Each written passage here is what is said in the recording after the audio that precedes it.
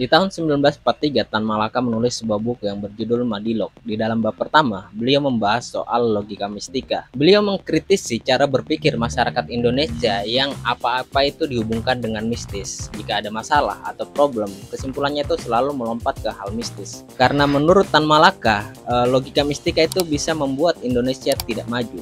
Tapi kan ya wajar ya, di tahun segitu masyarakat Indonesia itu sangat kental dengan logika mistika karena informasi dan teknologi atau pengetahuan belum semaju seperti sekarang.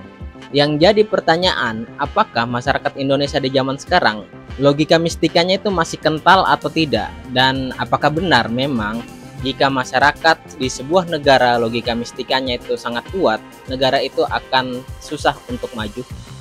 Ayo kita bahas. Kalau dibandingkan di tahun 1943 dan sekarang, tentu saja saya tidak tahu mana yang lebih kental logika mistikanya. Karena tentu saja saya tidak hidup di zaman itu. Tapi kalau melihat realita di lapangan, masyarakat di sekitar saya itu masih kental dengan logika mistika. Seperti misalnya jika mereka sakit, mereka itu masih percaya untuk berobat ke dukun, ke dokter atau ke rumah sakit itu nomor kesekian pilihannya. Bahkan ada saudara dari teman saya ketika dia meninggal dan didiagnosis oleh dokter katanya sakitnya itu diabetes, keluarganya itu tidak percaya begitu saja. Mereka mempertanyakannya ke dukun, dan dukun itu berfungsi sebagai medium untuk memanggil roh dari saudara teman saya ini. Dan akhirnya apa hasilnya? Dia mati karena kena santet. Ada lagi kisah dari teman saya yang memulai usaha warung bakso. Pada minggu pertama usahanya itu sangat sepi. Tapi karena dia masih memiliki modal, dia terus berjualan. Sampai beberapa minggu ke depan, jualannya itu masih tetap sepi. Dan akhirnya warung baksonya tutup. Nah, pada suatu waktu, saya itu berkunjung ke rumahnya dia atau ke tempatnya dia. Dan ngobrol-ngobrol lah saya. Saya bertanya, kenapa warung baksomu kok selalu sepi? Tahukah jawabannya apa? Jawabannya karena dipasangi orang, dikena serangan orang. Serangan yang gaib tentunya.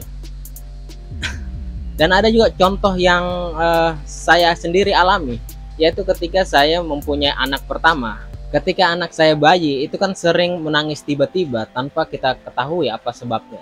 Nah, banyak dari tetangga, teman, bahkan saudara itu memberitahu anak bayi yang menangis tiba-tiba itu karena diganggu oleh makhluk halus.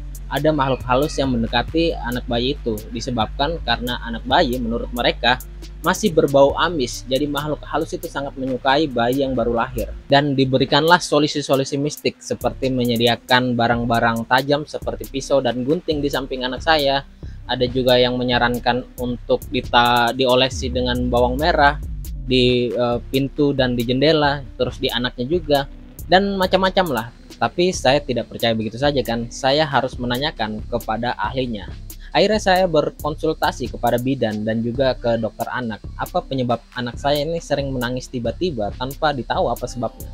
Ternyata penjelasan anak bayi itu di umur 0 sampai 4 bulan sekitar itu sering mengalami kolik, di mana saluran pencernanya itu belum berkembang dengan sempurna. Itulah yang menyebabkan bayi itu merasa tidak nyaman dan akhirnya rewel. Nanti ketika dia sudah mulai bisa kentut baru tenang bayinya. Dan sebenarnya masih banyak contohnya hal-hal mistis atau logika mistika di masyarakat sekitar saya. Tentu saja saya tidak bisa menjelaskan semuanya atau menceritakan semuanya di sini. Menurut saya sudah jelas ya, logika mistika ini membuat kemandekan berpikir, terus tumpulnya penalaran, dan juga terhambatnya atau tidak terbiasanya critical thinking. Karena setiap ada masalah itu kesimpulannya langsung melompat ke hal-hal mistis. Jadi kesempatan kita untuk melatih berpikir, melatih untuk penalaran, melatih untuk kritis itu diabaikan dengan logika mistika ini. Dan pada akhirnya kita tidak bisa mempelajari atau mendapatkan pengetahuan baru dari setiap masalah di keseharian kita. Contohnya teman saya yang memiliki warung bakso yang tutup tadi. Ketika saya tanya, dijawab dengan karena serangan orang atau pasangan orang. Tentu apa yang bisa kita pelajari dari pernyataan tersebut. Tapi ketika logika mistikanya ini dibuang, tentu banyak sekali yang bisa kita pelajari nantinya. Bisa saja mungkin penyebabnya karena baksonya kurang enak, terus lokasinya kurang strategis, atau mungkin marketingnya yang kurang. Jadi masih banyak hal yang bisa kita pelajari jika kita membuang logika mistika, yang nantinya pengetahuan yang kita dapatkan dari permasalahan-permasalahan ini bisa kita gunakan atau kita terapkan di permasalahan di kemudian hari. Jadi kalau Tan Malaka bilang kalau logika mistika ini menghambat kemajuan bangsa, saya setuju dalam konteks kemajuan ilmu pengetahuan dan juga kemajuan teknologi. Ya, walaupun ilmu pengetahuan itu sekarang sudah maju sedemikian pesat, tapi karena masyarakat kita itu malas dengan membaca, belajar, tentu saja kita tidak bisa memanfaatkan banjirnya ilmu pengetahuan atau informasi di dunia saat ini. Dan kita juga akhirnya malas untuk menggunakan otak kita untuk berpikir. Bayangkan jika kita belajar kenapa orang itu bisa stroke, apa penyebabnya. Kan banyak itu pengetahuannya di internet, penjelasannya di internet, apa-apa saja yang dihindari agar kita tidak mengalami stroke. Tapi kan orang kita malas kan membaca begitu, berpikir begitu. Mending otaknya itu digunakan untuk menonton joget-joget di TikTok, kan lebih gampang. Terus juga teknologi, walaupun sudah semaju sedemikian rupa, kita itu bukan produsen dari teknologi tersebut. Pengetahuan yang bertransformasi menjadi sebuah teknologi itu tidak terjadi di masyarakat kita. Masyarakat kita itu hanya menjadi konsumen dari sebuah teknologi yang tentu saja diproduksi di luar sana. Jadi proses dari pengetahuan bertransformasi menjadi sebuah teknologi itu tidak terjadi di masyarakat kita. Bayangkan sekarang itu ada teknologi yang dimana HP itu ngecas itu tidak usah pakai kabel. Tapi di masyarakat kita masih banyak yang mempercayai ada jenglot yang bisa mengeluarkan cahaya. Ya kan tentu saja Apple itu ndak bikin teknologi pengecasan nirkabel itu dari belajar ilmu tenaga dalam yang bisa mentransfer energi tanpa kabel. Ya bukan seperti itu dong. Ada pengetahuan di sana yang mereka pelajari dari problem-problem atau masalah yang mereka temukan dan akhirnya bisa digunakan untuk ditransformasikan menjadi sebuah teknologi. Dan di masyarakat kita itu tidak terjadi. Karena apa? Ya karena logika mistika ini. Tapi jika ada yang bertanya, tapi kan di agama itu diajarkan kita itu harus percaya dengan yang gaib-gaib.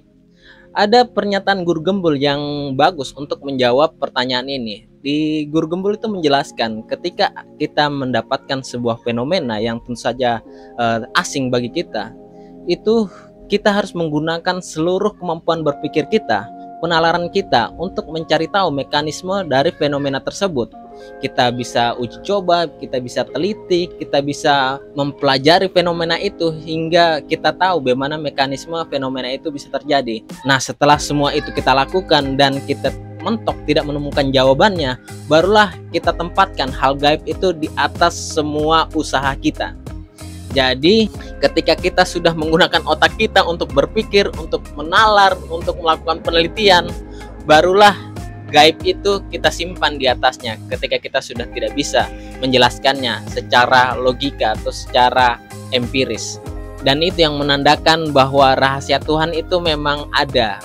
Mungkin bisa kita pelajari atau bahkan kita tidak akan pernah tahu sampai kapanpun. Jadi sekian saja video kali ini tentang logika mistika. Terima kasih sudah menyimak dan dadah.